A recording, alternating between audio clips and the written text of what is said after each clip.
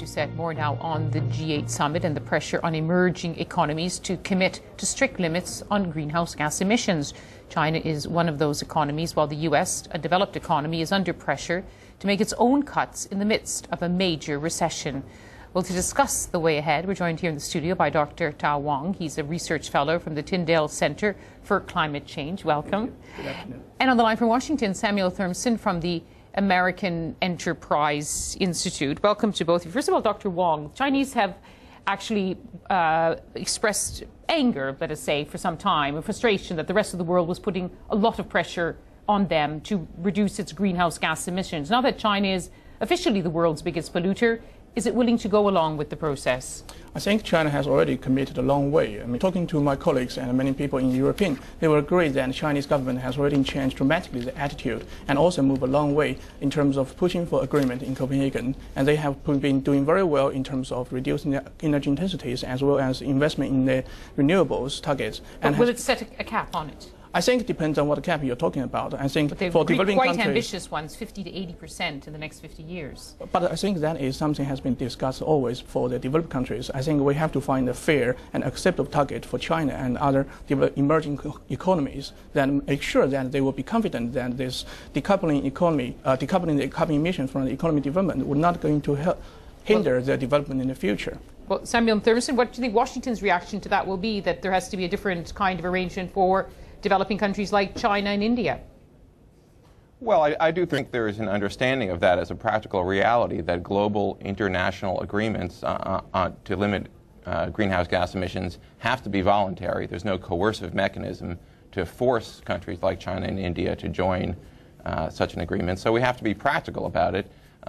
We also have to be realistic about what that means for the prospects of successfully reducing overall global emissions. It seems quite unlikely that any significant reductions are going to occur in coming decades. Well, of course, we've seen steps taken by the Obama administration that were rejected by the previous administration under George W. Bush, a bill through Congress aiming to cut carbon emissions by 17% by 2020. Is this a positive step forward?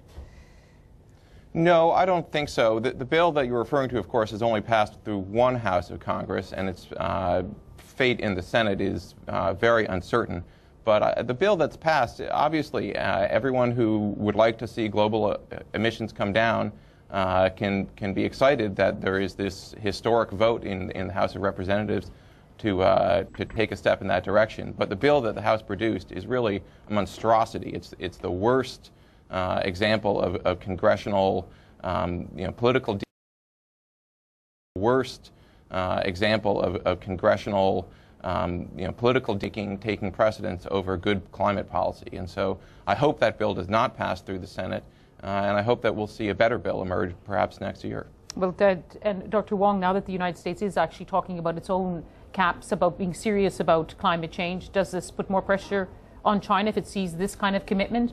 No, I don't think that is put great pressure to China. I think this is something Chinese government has already been long waiting for commitment from the United States. And I don't really agree that the climate bill in United States is totally a failure. I think it's a very strong gesture to the world that the United States government is really committed to reducing carbon emissions in the real term, in the short term, as much as they can, also offering help for the developing countries. So I think that is going to convince that China and other developing countries that developed country is going to take the lead. It's going to help them to mitigate and adapt to the climate change. And that will be very, very strong signal for them to follow in terms of the Copenhagen negotiation later this year. So do you begin to expect both something positive from L'Aquila, but also something at this summit in Copenhagen? A lot of eyes on that is showing the world. We heard from Ban Ki-moon saying the world's still not doing enough.